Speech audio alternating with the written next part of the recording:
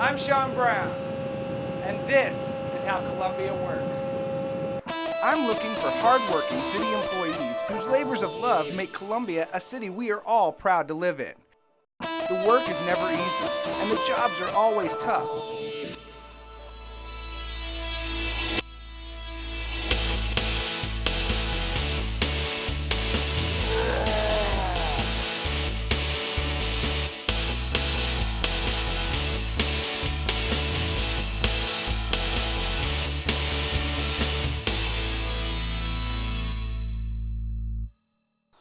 Welcome to the Eagle Bluffs Wetlands. The landscape is beautiful, and it's a welcome habitat for a variety of wildlife, and it's all thanks to you. These wetlands serve as the last stop for our treated wastewater on its way out of town. And this is the first stop. The wastewater that arrives here is everything from your sinks, showers, and toilets. It's the job of these machines, and the men and women who operate them, to remove the harmful pollutants from our wastewater. And because of these processes, nothing ends up wasted. Today, I have the opportunity to join their crew and learn a little bit about wastewater reclamation. We're joined with Joel Gamble. Joel, what is your role out here? I'm the wastewater treatment superintendent for the city of Columbia. What is wastewater exactly? Wastewater is actually 99.9% water, and that 0.1% is what we remove here at the plant. In the collection system all around Columbia, there's about 650 miles of sewer pipe, and all from all the houses and industries, and it all comes together here at the plant, and we start off with the primary treatment. All right, well, let's head over there. All right. 16 million gallons of wastewater arrive at the treatment facility daily. The pH level of the water is constantly monitored to ensure proper levels. If it is too acidic or too caustic, it will upset the balance of other steps in the treatment process. It's potential hydrogen. Okay.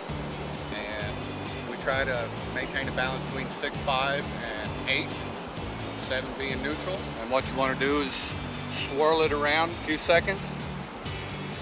Show you what your pH is. 130. 7.1. 7.1. Perfectly.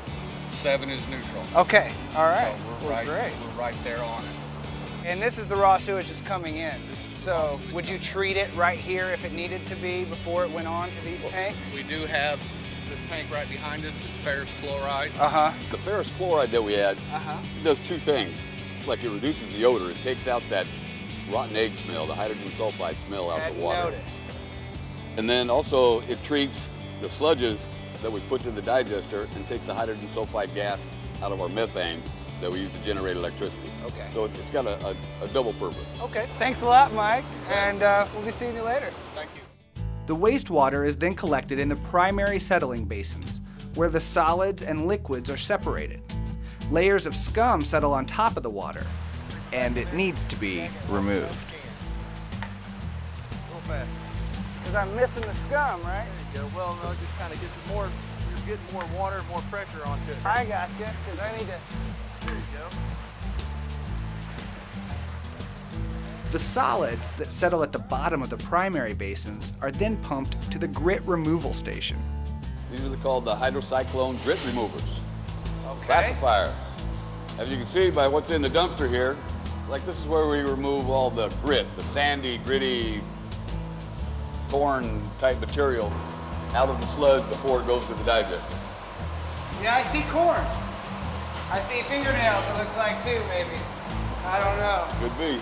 One of various jobs we do here, but it has to be done. All right. I'm raking grit. With most of the solids and scum removed, the wastewater can then head to the aeration basins, where a 1-2 punch of oxygen and bacteria organically cleans the water of harmful microorganisms. Then it's on to the final settling basins, where more solids, a result of adding the bacteria, are separated from the liquids. The liquid ends up as clean effluent water that flows nearly 3 miles to feed wetlands. And the solids are further processed, including anaerobic digestion, which means being decomposed by bacteria without the presence of air, until they create biosolids, or sludge. And the sludge ends up here, in the sludge lagoon, where we met the creature from the sludge lagoon. or as he's known around the plant, Dale, Sean, nice to meet you. Sean. How's it going? Good. So, you got your fishing boat here. That's right. So it's not really a fishing boat. It's more of a floating auger, and its job is to move the biosolids. We dredge it out of the sludge lagoon into the sludge storage basin. Then we load it into the 6,000 gallon tankers, Oh yeah, that's some nasty stuff. and we take it to the farm fields where we subsurface inject it. That's a bad case of the runs. Today has been full of surprises. I learned on a daily basis, Joel and his crew make 16 million gallons of potentially harmful wastewater into something that helps sustain life. And the proof lies right here in the cattail nursery, located on the edge of the wastewater treatment facility. These cattails are dug up and transported to the wetlands to help aid in the removal of the final bacterias. I also learned they don't dig themselves up. And now we're back to the basics.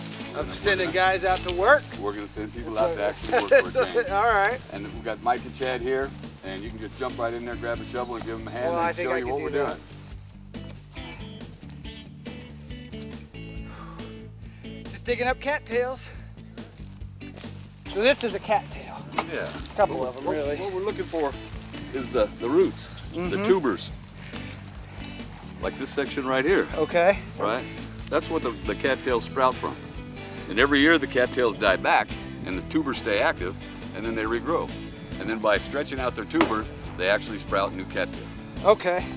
And then as the water passes through this and around it, the bacteria that grow in this aerobic zone actually consume the pollutants as it's going by. All right, well, there's the shovel back. All right, thank you for digging cattails. No problem, field's clear. Whenever they grow back, you let me know and I'll come get them again. High five. Now on to the dogtails field. That pretty much wraps up the process. We've brought wastewater in and separated it. We've dealt with the sludge and the grit and figured out where that was going to go. Either turned it into electricity or heat or water or sludge or biosolids for the Fertilizers, farmers. right. So in a sense, this is a complete reclamation process. You hear a lot about sustainability. Well, this is sustainability. Sustainability to me is taking care of what you have and utilizing everything that you can that we work with. So we reclaim the water, we reclaim the fertilizer, we use the water ourselves, we produce electricity, we heat all our buildings. You know, if we had a swimming pool out here, we'd be perfect. And on top of all that, you keep the citizens of Columbia safe, really. Yes, yes we do. And not only like the people that work here, but also we've got people out in the collection system. We run 22 pump stations around the city. We run the airport wastewater treatment facility and the irrigation there. We've got a complete pre-treatment program where we actually deal with all the industries to make sure what they're giving us is not harmful and then we can deal with it. So it's a lot of things happening all at once. Like this is just the bottom of the pipe. This is where it ends up. And from here to the cattails, and then it's reclaimed back down in Eagle Bluffs Wildlife Area. It ends up in a pretty beautiful spot, at least. Thank you. And so did we. Thank you. That's a wrap.